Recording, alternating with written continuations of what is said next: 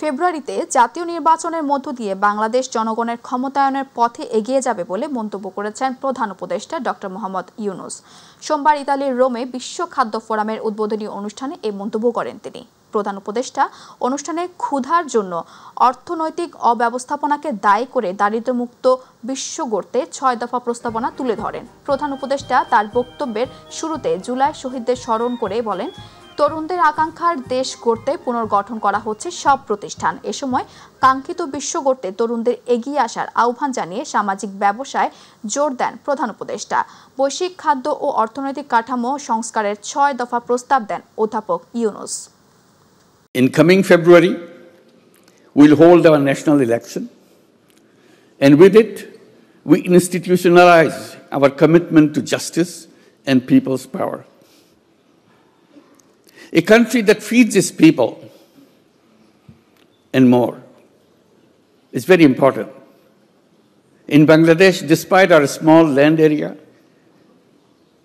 about half of Italy, we feed over 170 million people and also support 1.3 million Rohingyas who fled under the violence in Myanmar.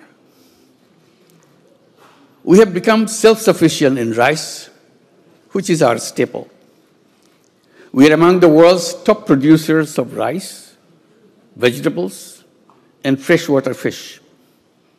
Our farmers have raised cropping intensity to 214%. We have released 133 climate-resilient rice varieties. We have mechanized farming with subsidies up to 70%. We have built a robust food distribution system. We are reducing stunting. We are diversifying diets. We are greening our agriculture, protecting soil, water, and biodiversity. July জাতীয় সনদের চূড়ান্ত অনুলিপি আজ রাজনৈতিক দলগুলোর কাছে পাঠাবে জাতীয় ঐক্যমত্য কমিশন। তবে সনদে সংস্কার প্রস্তাব বাস্তবায়নের উপায় নিয়ে কোনো সুপারিশ থাকছে না। এ সংক্রান্ত সুপারিশ পরে অন্তর্বর্তী সরকার এবং দলগুলোর কাছে দেবে ঐক্যমত্য কমিশন। এটি জুলাই সনদের অংশ হবে না। অন্তর্বর্তী সরকার দায়িত্ব নেওয়ার পর রাষ্ট্রের বিভিন্ন ক্ষেত্রে সংস্কার উদ্যোগ নেয়। প্রথম ধাপে গঠন করা ৬টি সংস্কার কমিশনের সংস্কার প্রস্তাব নিয়ে দলগুলোর সঙ্গে আলোচনা করে ঐক্যমত্য কমিশন। গত ফেব্রুয়ারি থেকে জুলাই পর্যন্ত সময়ের ২ পর্বের আলোচনায় ৮৪টি সংস্কার প্রস্তাবে ঐক্যমত ও সিদ্ধান্ত হয়। এগুলো নিয়ে তৈরি করা হচ্ছে জুলাই জাতীয় সনদ। সনদে স্বাক্ষরের জন্য আগামী শুক্রবার ১৭ অক্টোবর জাতীয় সংসদের দক্ষিণ প্লাজায় একটি অনুষ্ঠানের আয়োজন করা হয়েছে। সেখানে ৩০টি দল ও জোটকে আমন্ত্রণ জানানো হচ্ছে। জামায়াতে ইসলামীকে জাতীয় নির্বাচনে দেশের মানুষ জয়ী করলে জনগণ মালিক নয়, সেবক হবে বলে মন্তব্য করেছেন দলটির আমির ডাক্তার শফিকুর রহমান। সোমবার রাতে রাজধানীর মিরপুর ১৩ নম্বর এলাকায় আয়োজিত পথসভায় তিনি একথা বলেন। জামায়াতে আমির বলেন, এই বাংলাদেশে ধর্ম, বর্ণ বা জাতি বিভেদের কোনো ধরনের বৈষম্য আর দেখতে চায় না। তিনি আরও বলেন, জামায়াতকে দেশবাসীর খেদমত করার সুযোগ দিলে জনগণকে সঙ্গে নিয়ে সমস্ত দুর্বৃত্তের হাতে অবশ করে দেয়া হবে। ব্যবসায়ীরা যেমন ব্যবসা করবে, তেমনি চাকুরিজীবীরাও তাদের জায়গায় চাকুরি করবে। বাড়তি কেউ খবরদারি করার কোনো দুঃসাহস দেখাবে না। অনেক দল, অনেক শাসক এসেছেন, ক্ষমতায় বসার আগে সকলেই জনগণকে অনেক সুন্দর সুন্দর কথা বলে, কিন্তু ক্ষমতায় যখন তারা বসে যান তখন তারা জনগণকে ভুলে যান। আমরা একটা দুর্নীতিমুক্ত বাংলাদেশ চাই। আপনারা সবাই চান? দুর্নীতি নেই কোথায়? ঘর থেকে বের হলেই দুর্নীতি শুরু হয়ে যায়। আপনি যেখানে যাবেন সেখানে দুর্নীতি, সেখানেই চাঁদাবাজি, মানুষ অতিষ্ঠ। এই জেলায় একেবারেই মানুষ এখন হাঁসফাঁস করছে। আমরা এই যন্ত্রণা থেকে দেখতে চাই যে আমাদের জাতি অচিরেই মুক্তি পাবে ইনশাআল্লাহ। আমরা দুর্নীতির বিরুদ্ধে যুদ্ধ ঘোষণা করেছি। এই দুর্নীতি সমাজ থেকে নির্মূল না হওয়া পর্যন্ত আমাদেরকে কেউ থামাতে পারবে না ইনশাআল্লাহ। দীর্ঘ বিরতির পর চট্টগ্রাম বিশ্ববিদ্যালয়ে অনুষ্ঠিত হতে যাচ্ছে বহুল প্রত্যাশিত কেন্দ্রীয় ছাত্র সংসদ চাকসু নির্বাচন। ৩৫ বছর পর অনুষ্ঠিত এই নির্বাচনে সব প্রস্তুতি শেষ হয়েছে। রাতে শেষ হয়েছে প্রচারণা। আগামীকাল সকাল ৯টা থেকে বিকেল ৪টা পর্যন্ত বিশ্ববিদ্যালয়ের ৫টি অনুষদ ভবনের ৬০টি কেন্দ্রের ভোট গ্রহণ হবে। বিশ্ববিদ্যালয়ের নির্বাচন কমিশনের তথ্য অনুযায়ী কেন্দ্রীয় ও হল সংসদ মিলিয়ে 907 জন প্রার্থী এবার প্রতিদ্বন্দ্বিতা করেছেন। এর মধ্যে কেন্দ্রীয় সংসদে 415 জন এবং হল সংসদে 492 জন প্রার্থী রয়েছেন। মোট ভোটার সংখ্যা 27,517 জন। প্রত্যেক ভোটারকে 40টি ভোট দিতে হবে। 26টি কেন্দ্রীয় সংসদের জন্য, 14টি হল সংসদের জন্য। বাড়ি ভাড়া বাড়ানোর দাবি ও শিক্ষকদের কর্মসূচিতে হামলার প্রতিবাদে দেশের সব এমপিভুক্ত বেসরকারি শিক্ষা প্রতিষ্ঠানে অনির্দিষ্টকালের কর্মবিরতি চলছে। কেন্দ্রীয় শহীদ মিনারে বিক্ষোভ প্রতিবাদ করেছেন তারা। দুপুর 12টার মধ্যে প্রজ্ঞাপন জারি না করলে সচিবালয়ের অভিমুখে লং মার্চের ঘোষণা দিয়েছেন শিক্ষকরা। দর্শক, এই মুহূর্তে শহীদ মিনারে আছেন সহকর্মী SM আরিফ।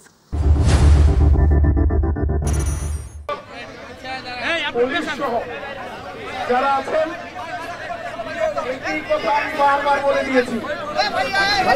আমরা ইতিমধ্যে শুনতে পেয়েছি বিভিন্ন পোর্টালে নিউজ প্রকাশিত হয়েছে, মন্ত্রণালয় আজকে মিটিংয়ে বসছে, শিক্ষা এবং অর্থ মন্ত্রণালয়। দেখেন, ওই দিন সচিব সাহেব আমাকে বলছেন অর্থ সচিব বিদেশে, অর্থ উপদেষ্টা বিদেশে, এখন কিছু করা যাবে না। ওনারা আসলে 22 তারিখের পর আপনারা এসে আপনাদের বিষয়টা দেখবো। আজকে দেখলাম সাক্ষাৎকার দিয়েছে অর্থ মন্ত্রণালয়ের একজন কর্মকর্তা। উপদেষ্টা না থাকলে সমস্যা নাই, অর্থ সচিব না থাকলেও সমস্যা নাই, তাদেরকে ছাড়া ওখানে রাইখাই প্রজ্ঞাপন দেওয়া সম্ভব। খেলার নাম আমরা গতকালকে থেকে সারা বাংলাদেশের যে তথ্য পেয়েছি, বাংলাদেশের প্রত্যেকটি এমপিভুক্ত শিক্ষা প্রতিষ্ঠানে কঠোরভাবে কর্মবিরতি পালন হয়ে ইতিমধ্যে বাংলাদেশের এমপিভুক্ত শিক্ষা অচল এবং স্থবির হয়ে পড়েছে। আমি বলেছি আমাদের কোন শিক্ষক কর্মচারী কোন রকমের শ্রেণী কার্যক্রমে অংশগ্রহণ করবে না। যদি কোনো অফিসার, যদি কোনো ইউনো আপনাদেরকে বাধ্য করে, সাথে সাথে আমাদেরকে তথ্য দিয়ে সহযোগিতা করবে। দেখি তার কত ক্ষমতা 6 লক্ষাধিক শিক্ষক পরিবারের সাথে বিদ্রোহ করে কিভাবে তারা আমাদেরকে শ্রেণীকক্ষে নিয়ে যায়। একেবারে স্পষ্ট ভাষায় বলতে চাই, 20 মানে 20, 1500 মানে 1500, 75 মানে 75, 1900 হবে না, 1499 হবে না, 74 হবে না। 20 মানে 20, 15 মানে 15, 75 মানে 75। গোয়েন্দার ভাইয়ের আপনারা আছেন, শুনছিলেন যে এই শিক্ষক সমাবেশ থেকে কিন্তু এখন কথা বলছেন আনিসুজ্জামান। তিনি একজন এই শিক্ষকদের এই যে সমাবেশ সেখানে তিনি একটি বিষয় জানিয়েছেন যে তারা আসলে এই যে শিক্ষকদের যে দাবিতে বা ভাতা বৃদ্ধির যে দাবি সেটিতে তারা জয়ের দ্বার প্রান্তে তারা বলছিলেন। এবং তারা কিন্তু একটা জিনিস বলেছেন, আজকে ঘোষণা দিয়েছেন যে আজকে এই দুপুর 12টার মধ্যে যদি এই প্রজ্ঞাপনটি ঘোষণা না হয় তাহলে কিন্তু সচিবালয় অভিমুখে তারা পদযাত্রা করবেন এবং তাতেও কাজ না হয় বড় ধরনের আন্দোলন কিন্তু তারা গড়ে তুলবেন, এটি তারা দাবি করছেন। এই আন্দোলনটা তারা গত এমপিভুক্ত যে শিক্ষকরা তারা বেশ কয়েকদিন যাবৎ কিন্তু করছেন, গত 3 দিন ধরে টানা তারা এই আন্দোলনটা করছেন এবং এর আগেও আন্দোলনটা তাদের ছিল 20% ভাড়া 20% যে সুযোগ সুবিধা বৃদ্ধি সেটির দাবি কিন্তু তারা আগে থেকেই করে আসছিল এবং তখন এর আগে কিন্তু সরকারের পক্ষ থেকে কিন্তু সেটি দাবি মানার একটি প্রত্যাশার পরে এই আন্দোলনটা কিছুদিন থমকে ছিল এবং পরে আবার কিন্তু তারা এই আন্দোলনে কিন্তু আবার নেমেছেন। কারণ এর আগে সরকার 5 অক্টোবর একটি প্রজ্ঞাপনের মাধ্যমে তাদেরকে 500 টাকা বাড়ি ভাড়া বাড়ানো হয়েছিল, সেটি তারা না মেনে আবারও আন্দোলনে নেমেছেন এবং সেই আন্দোলন কিন্তু টানা 3 দিন ধরে চলছে। প্রথম দিন আমরা দেখেছি প্রেস ক্লাবের সামনে একটি অপ্রীতিকর ঘটনাও ঘটেছে, পুলিশের সাথে এই যে শিক্ষকদের তাদের মধ্যে একটু ধস্তাধস্তি হয়েছে এবং সেখানে সাউন্ড গ্রেনেডের মতো ঘটনাও ঘটেছিল। তারপরে কিন্তু তারা শহীদ মিনারে অবস্থান নেন এবং অবস্থান নেওয়ার পর থেকেই এই আন্দোলন তারা চালিয়ে যাচ্ছে এবং তাদের বলছেন যে তারা জানতে পেরেছেন যে মন্ত্রণালয়, শিক্ষা মন্ত্রণালয় এবং অর্থ মন্ত্রণালয় সহ সংশ্লিষ্ট যারা আছে তারা একটি বৈঠকে বসেছেন এবং সেই বৈঠক থেকে তাদের যে দাবি দেওয়া 20% বাড়ি ভাড়া বৃদ্ধি, 1500 টাকা চিকিৎসা ভাতা সহ যে তাদের দাবি দেওয়া সেটি তাদের সেই দাবি প্রত্যাশা অনুযায়ী পূরণ হবে বলে তারা প্রত্যাশা করছেন এবং তারা বলছেন যে এই প্রজ্ঞাপনটা 12টার মধ্যেই দিতে হবে, না হলে যেটি বলেছে আগেই সচিবালয় অভিমুখে তারা পদযাত্রা করবেন। তো আমার কাছে এখান থেকে সর্বশেষ। জি আরিফ, আপনাকে ধন্যবাদ। দর্শক, কেন্দ্রীয় শহীদ মিনার থেকে সর্বশেষ খবর জানাচ্ছিলেন আমাদের সহকর্মী আরিফ। যাচ্ছি পরবর্তী সংবাদে। একসময় শ্রমিক, ট্রাক চালক, C&F এজেন্ট, কাস্টমস আর রেল বন্দর কর্মকর্তাদের তুমুল ব্যস্ততা ছিল চুয়াডাঙ্গার দর্শনা আন্তর্জাতিক রেলওয়ে স্টেশনে। এই রেল বন্দর দিয়ে ভারত থেকে পণ্য আমদানি সহজ ও তুলনামূলক কম খরচ হওয়ায় এটি ছিল ব্যবসায়ীদের পছন্দের শীর্ষে। তবে নানা জটিলতায় স্থবির হয়ে পড়েছে এই স্টেশন দিয়ে আমদানি। বেকার হয়ে পড়েছে মানবেতর দিন কাটাচ্ছেন শ্রমিকরাও। প্রতিনিধি আসিম সাইদের তথ্যচিত্রে আতিকুর রহমান তিতাসের রিপোর্ট। একটা সময় পণ্য আমদানিকে ঘিরে শ্রমিক, ট্রাক চালক, C&F এজেন্ট, কাস্টমস আর রেলবন্দর কর্মকর্তাদের ছুটোছুটি আর ব্যস্ততা ছিল চুয়াডাঙ্গার দর্শনা আন্তর্জাতিক রেলওয়ে স্টেশনে। এই রেলবন্দর দিয়ে ভারত থেকে পণ্য আমদানি সহজ ও তুলনামূলক কম হওয়ায় ব্যবসায়ীরা এটিকে বেছে নিতেন। তবে বর্তমানে নানা জটিলতায় স্থবির হয়ে পড়েছে আমদানি। ডলার সংকটের কারণে ব্যবসায়ীরা ভারত থেকে এলসির মাধ্যমে তাদের চাহিদা মতো পণ্য আমদানি করতে পারছেন না। হাতে গোনা কয়েক ব্যবসায়ী 2-1টি পণ্য আমদানি করলেও তা অন্যত্র খালাস করা হচ্ছে। 2025 সালের পরে জুনের পরের থেকে একেবারে শূন্যের কোটায় এসে দাঁড়াইছে। এতে করে C&F এজেন্ট এবং তাদের কর্মচারী যারা আছে এরা অনেকেই অনেক অসুবিধার মধ্যে আছে। সাথে লেবার, তারপরে ট্রান্সপোর্ট, তারপরে বাংলাদেশ রেলওয়ে, বাংলাদেশ কাস্টমসের যে রেভিনিউ সেটা আশানুরূপ হচ্ছে না। এদিকে বন্দরে কাজ না থাকায় শ্রমিকরা বেকার সময় পার করছেন। পরিবার পরিজন নিয়ে বর্তমানে মানবেতর জীবনযাপন করছেন তারা। যে ব্যবসার পরিস্থিতি দাঁড়িয়েছে, এতে আমরা ট্রান্সপোর্ট ব্যবসায়ী যারা আছে, C&F ব্যবসায়ী যারা আছে, আমরা খুব খারাপ সময় পার করছি। যদি আমাদের এই সরকারের সাথে লিয়াজু করে যদি এই পোর্টটা চালু করার ব্যবস্থা করে, তাহলে আমাদের মহাজন, মালিক সমিতি, লেবার টেবার যা আছে আমরা খুব ভালো থাকবে। এখন আমাদের সংসার চলেই না। বর্তমানে ভারত থেকে স্টেশন দিয়ে শুধুমাত্র ফ্ল্যাশ আই ও সয়াবিনের ভুসি আসছে। আমদানি স্বাভাবিক হলে রাজস্ব আয় বৃদ্ধি পাবে বলে মনে করেন দর্শনা আন্তর্জাতিক রেল স্টেশনের সুপারিনটেন্ডেন্ট মির্জা কামরুল হক। 2024-25 অর্থ বছরে আমদানিকারকেরা ভারত থেকে দর্শনা আন্তর্জাতিক স্টেশন দিয়ে অনেক কম পরিমাণ মালামাল আমদানি করেছেন। এখন প্রতি মাসেই মাত্র 1 র্যাক বা 2 র্যাক করে মাল ঢুকছে বা 3 র্যাক করে মাল ঢুকছে।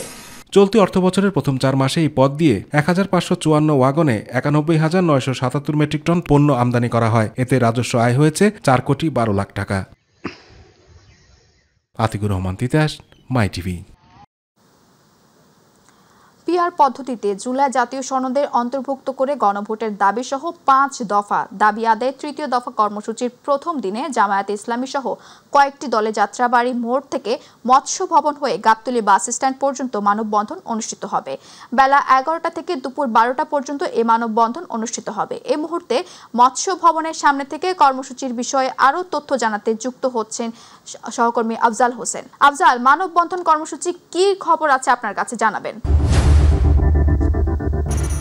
পিআর পদ্ধতিতে নির্বাচন, জাতীয় নির্বাচনের আগে গণভোট এবং জুলাই সনদের আইনি ভিত্তি সহ 5 দফা দাবিতে জামায়াত ইসলামী কেন্দ্র ঘোষিত কর্মসূচি পালন করছে। আজকে দীর্ঘ 15 কিলোমিটার যাত্রাবাড়ি থেকে গাবতলী বাস স্ট্যান্ড পর্যন্ত দীর্ঘ 15 কিলোমিটারের একটা দীর্ঘ মানববন্ধন করছে জামায়াত ইসলামী এবং সমমনা কয়েকটি দল।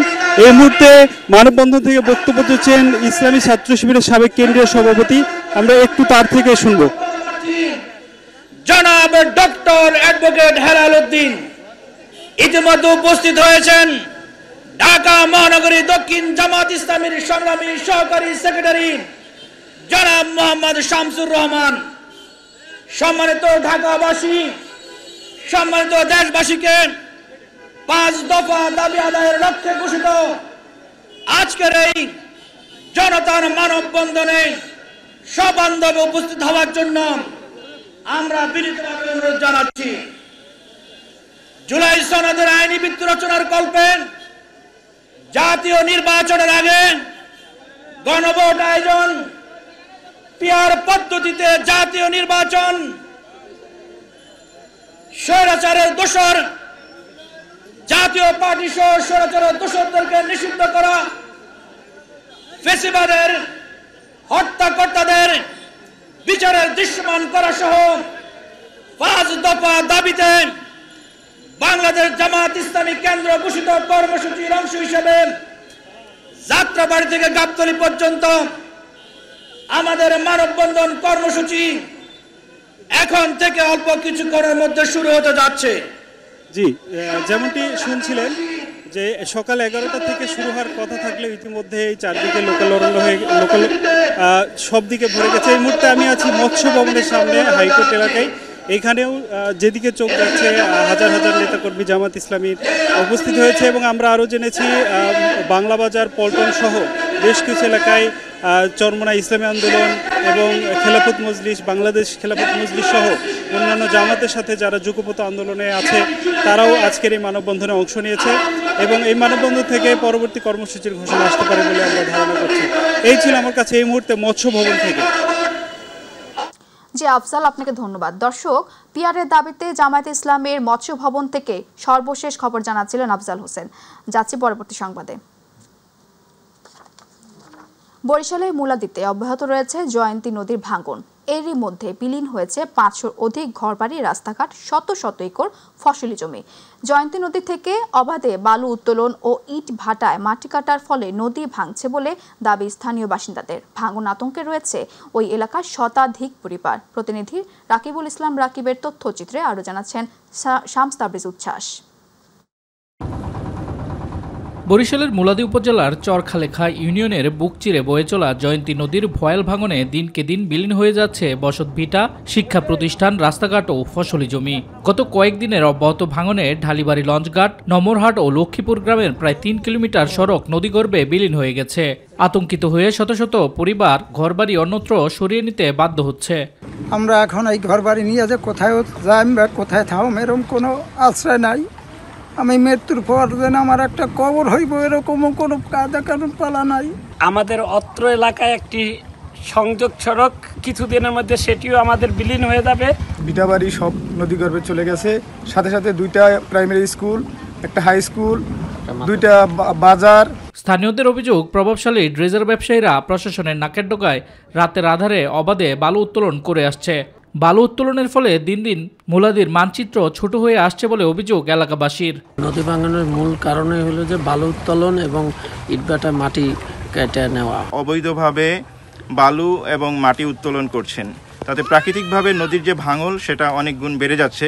নদী ভাঙন রোধে একাধিকবার মানববন্ধন করেছে এলাকাবাসী, তবে এখনো কোনো কার্যকর ব্যবস্থা নেওয়া হয়নি বলে অভিযোগ তাদের। এলাকা চেয়ারম্যান মেম্বার আমাকে 2টা সাহায্য করে না, ঘর দরজা কিছু নাই, জায়গা জমি সব নদীতে লয়ে গেছে।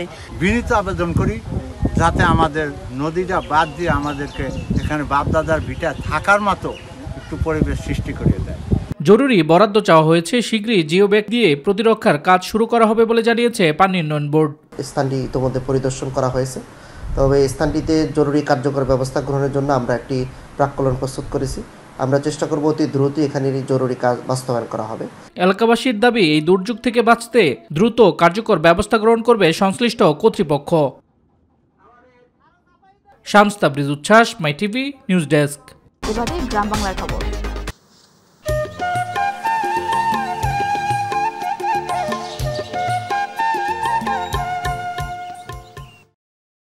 শরীয়তপুর জেলা স্বেচ্ছাসেবক দলের উদ্যোগে গোসাইহাট, ডামুড্ডা, ভেদরগঞ্জ উপজেলা ও পৌরসভার সকল স্বেচ্ছাসেবক দলের নেতাকর্মীর সাথে কর্মী সম্মেলন করেছেন কেন্দ্রীয় নেতারা। সম্মেলনে জেলা স্বেচ্ছাসেবক দলের সভাপতি আমিনুর রহমান আমান এর সভাপতিত্বে ও সাধারণ সম্পাদক মোজাম্মেল মাদবরের পরিচালনায় অনুষ্ঠানে প্রধান অতিথি ছিলেন স্বেচ্ছাসেবক দলের কেন্দ্রীয় কমিটির সভাপতি SM জিলানি। এ সময় বিশেষ অতিথি হিসেবে ছিলেন স্বেচ্ছাসেবক দলের কেন্দ্রীয় কমিটির সহ সভাপতি আলহাজ নাসির মোল্লা, যুগ্ম সম্পাদক নুরুল হুদা বাবু, মুক্তিযোদ্ধা বিষয়ক সম্পাদক হারুনুর রশিদ, জেলা স্বেচ্ছাসেবক দলের আইন বিষয়ক সম্পাদক কায়ুম রারি। সুনামগঞ্জের দোয়ারা বাজার উপজেলার মান্নারগাঁও ইউনিয়নের আমবাড়ি বাজারস্থ মারকাজুল উলুম ফাতেমাতুজ জাহারা পঞ্চগ্রাম মহিলা মাদ্রাসার 2024 ইংরেজি বোর্ড পরীক্ষার সেরা ও মুমতাজ প্রাপ্ত শিক্ষার্থীদের বার্ষিক পুরস্কার বিতরণী ও অভিভাবক সম্মেলন অনুষ্ঠিত হয়।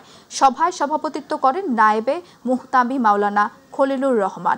এ সময় নাজিমে তালিমাত মাওলানা সাইদুজ্জামান আল হায়দার এবং মাওলানা উবাদুল্লাহ আমিন ও মুহাদ্দিস তায়েফে আহমেদ এর যৌথ সঞ্চালনায় প্রধান অতিথির বক্তব্য রাখেন অত্র মাদ্রাসার সাইখুল হাদিস মাওলানা কবির আহমেদ দাউবন্দি। বিশেষ অতিথির বক্তব্য রাখেন মান্নারগাঁও ইউনিয়নের চেয়ারম্যান মোহাম্মদ ইজ্জত আলী। গাজীপুর মহানগরীর কোনাবাড়ির বিএনপির 33 দফা বাস্তবায়নের থানা স্বেচ্ছাসেবক দল ও অঙ্গ সংগঠনের উদ্যোগে কর্মী সভা অনুষ্ঠিত হয়েছে। কোনাবাড়ি থানা স্বেচ্ছাসেবক দলের সদস্য সচিব রবিউল আলম রবি সভাপতিত্বে ও যুব দলের আহ্বায়ক কমিটির সদস্য উজ্জ্বল আহমেদ সিদ্দিকের সঞ্চালনায় প্রধান অতিথি হিসেবে বক্তব্য রাখেন গাজীপুর জেলা বিএনপির সদস্য সচিব চৌধুরী ব্যারিস্টার ইশরাক আহমেদ সিদ্দিকী। আরও বক্তব্য রাখেন কালিয়াকৈরের উপজেলা বিএনপির আহ্বায়ক নুরুল ইসলাম শিকদার, উপজেলা বিএনপির সদস্য সচিব এম আনোয়ার হোসেন ও মধ্যপাড়া বিএনপির সদস্য সচিব Abbas Ali Shikder. Doctors association of Bangladesh Dhaka মহানগর উত্তরের সভাপতি প্রফেসর ডাক্তার সরকার মাহবুব আহমেদ শামীম বলেছেন, বিএনপির ভারপ্রাপ্ত চেয়ারম্যান তারেক রহমান ঘোষিত রাষ্ট্র কাঠামো মেরামতের 31 দফা কর্ম পরিকল্পনা দেশকে সংকট থেকে উত্তরণের রূপরেখা। তিনি আজ সকালে চাঁদপুরের মতলব দক্ষিণ উপজেলার নায়েরগাঁও বাজারে 31 দফার লিফলেট বিতরণকালে এসব কথা বলেন। তিনি আরও বলেন, এই কর্মপরিকল্পনায় গণতন্ত্র পুনরুদ্ধার, মানুষের ভোটাধিকার প্রতিষ্ঠা এবং একটি সত্যিকারের জনবান্ধব রাষ্ট্র গঠনের দিশা দেখাবে। এ সময় উপস্থিত ছিলেন চাঁদপুর জেলা বিএনপির সহ মুক্তিযোদ্ধা বিষয়ক সম্পাদক মোল্লা মোহাম্মদ জাকির, বিশিষ্ট ক্রীড়া মেজবাহ আহমেদ মেজু সহ আরও অনেকে।